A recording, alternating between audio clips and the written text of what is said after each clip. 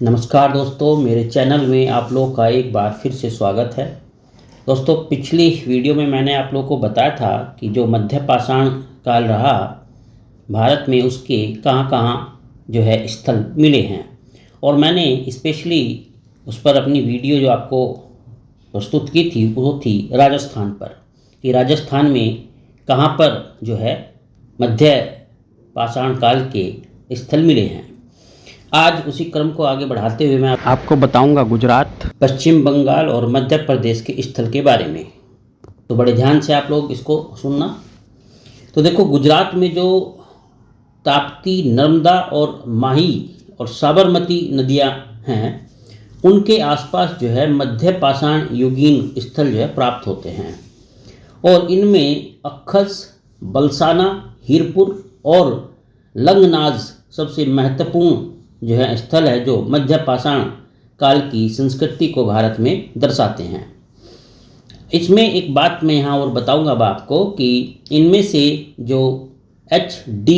संकालिया द्वारा उत्खनन लंकनाज स्थल रहा है वो बहुत ही विशेष है, और उसकी सबसे बड़ी विशेषता ये है कि वो शुष्क क्षेत्र में उद्घटित पहला एक ऐसा स्थल है जो मध्य पाषाण काल की संस्कृति के विकास के रूप में जो है ज्ञात हुआ है। ठीक है, क्या नाम बताया मैंने? लंकनाज। यहाँ पर रेत के ठोस टीलों के 100 से ज़्यादा स्थल जो है प्राप्त हुए हैं, और लंकनाज में जो है 3 सांस्कृतिक अवस्थाएं जो है पाई गई हैं। पहले चरण में सूक्ष्म पाषाण उपकरण, कब्रें और पशुओं की हड्डियाँ मिली हैं। सूक्ष्म औजारों में ब्लेड, त्रिकोणीय औजार, अर्धचंद्राकार औजार, खुरचनी, तक्षणी, इस टाइप के जो है प्रमुख औजार यहाँ पर मुख्यतः मिलते हैं। और यहाँ से 14 मानव कंकाल भी प्राप्त हुए हैं। तो ये थी गुजरात में जो मध्य पाषाण काल के स्थल प्राप्त हुए हैं उनकी कुछ जानकारी। अब देखो, अब मैं आप लोगों को बताऊंगा कि जो पश्चिम बंगाल में मध्य पाषाण काल के स्थल मिले हैं उनकी क्या खासियत रही है।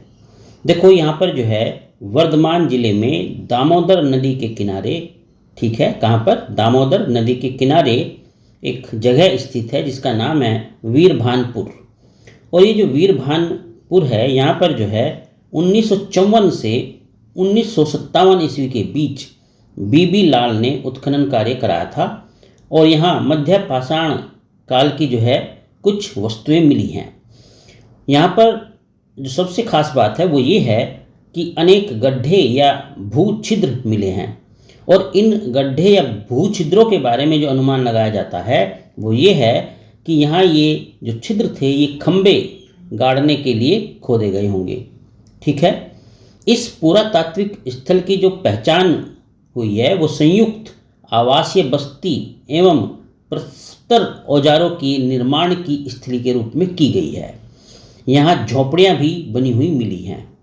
ठीक है, तो ये कुछ खास बातें थी जो पश्चिम बंगाल में वीरभानपुर में मध्य पाषाण काल की जो निशानियाँ मिली हैं उनके बारे में। अब मैं बात करूँगा मध्य प्रदेश के स्थलों के बारे में। मध्य प्रदेश में देखो, एक जगह है जिसका नाम है होशंगाबाद। ठीक है, होशंगाबाद जिले में आदमगढ़ शैलाश्रय समूह में लगभग 25,000 सूक्ष्म पाषाण औजार प्राप्त हुए, और इन आश्रयों में जो सामग्री मिली है उनमें मुख्य रूप से गधे का टूटा हुआ अग्रभाग, गोल छल्ले, पत्थर, पालतू पशुओं जैसे कुत्तों, बकरी, भैंस, भेड़, सुअर और बारहसिंगा, हिरन, खरगोश इत्यादि इत्यादि इन जो है पशुओं की अस्थियां भी मिली हैं। और यहाँ का जो प्रस्तर उद्योग है वो एक और धार वाले फलकों पर आधारित है। दूसरे स्थल की अगर मैं जानकारी आपको दूँ तो मध्य प्रदेश के ही पंचमढ़ी के निकट एक जो है मध्य पाषाण युग के 2 शैलाश्रय मिले हैं। कहाँ पर? पंचमढ़ी के निकट। और इन जो 2 शैलाश्रय मिले हैं इनका जो नाम है वो है जम्बूद्वीप और डोरोथी द्वीप, ठीक है। और ये जो जम्बू द्वीप और डोरोथी द्वीप हैं, यहाँ पर गैर मर्दभांड सूक्ष्म पाषाण चरण के बाद मर्दभांड सूक्ष्म पाषाण चरण का प्रारंभ होता है। ये पॉइंट नोट करना आप लोग, गैर मर्दभांड सूक्ष्म पाषाण चरण के बाद मर्दभांड सूक्ष्म पाषाण चरण का प्रारंभ हुआ। मध्य प्रदेश में ही भीम वेटका की तीसरी परत से मर्दभांड विहीन सूक्ष्म पाषाण उद्योग का पता चलता है और यहाँ पर परत 2 एवं 1 से मर्दभांडों से युक्त सूक्ष्म पाषाण उद्योग का भी पता चलता है।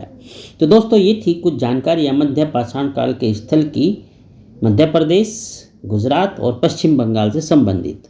तो उम्मीद करता हूँ आपको ये काफ़ी वैल्यूएबल सिद्ध होगी। चलिए अपना ध्यान रखना। मुझसे जुड़े रहने के लिए आपका बहुत बहुत शुक्रिया।